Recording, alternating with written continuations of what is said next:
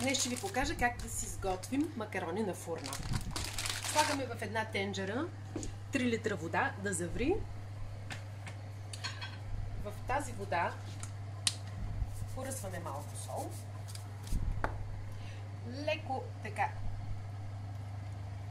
олио, слънчогледово, и след като водата заври, изсипваме целият пакет макарони да се сварят за около 7 минути.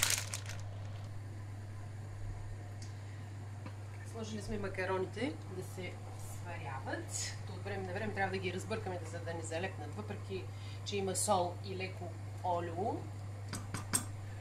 Леко ги разбъркваме, за да не залепнат. Другите продукти, които са ни необходими, са 3 яйца, които ще смесим с 2 кафени чаши захар, 100 грама краве масло и 3 кафени чаши прясно мляко. Счупваме 3 яйца, 2 чаши захар и разбърквам яйцата с захарта. Ако имам миксер, става по-бързо, но може и на ръка, докато се стопи захарта.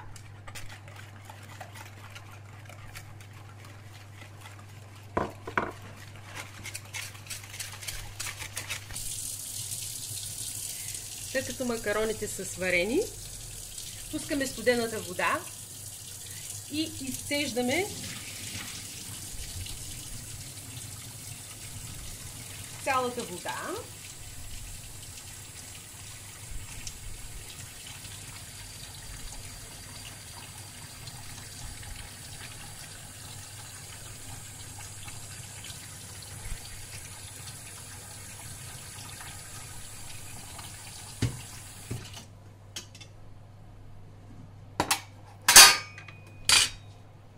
След като са изцедени, ги изсипваме в тава.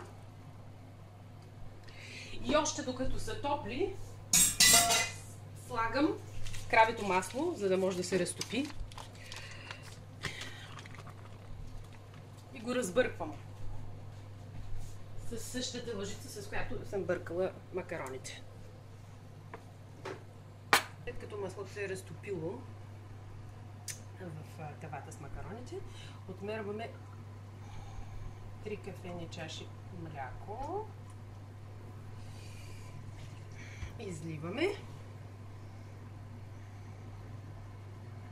Накрая ще прибавим яйцата с захарта. 2.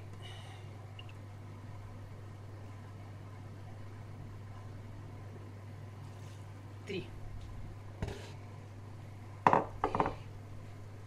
Предварително си загряваме фурната на горно и долно на макс, за да може да сложим макароните в загрята фурна. Да разбъркаме.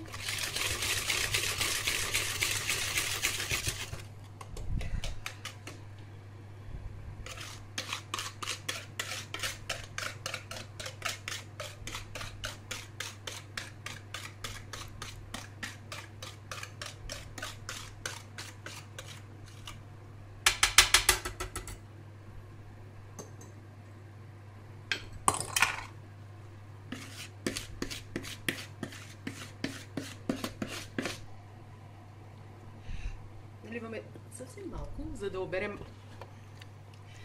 останалата смес. И всичко изсипвам и го обърквам.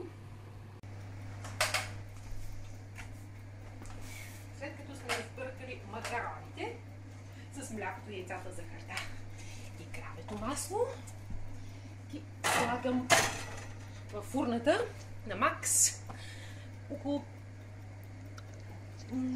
по средата на фурната и пека докато се зачервят.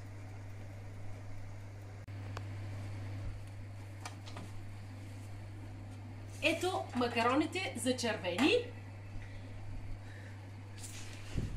Изваждам ги, изключвам фурната.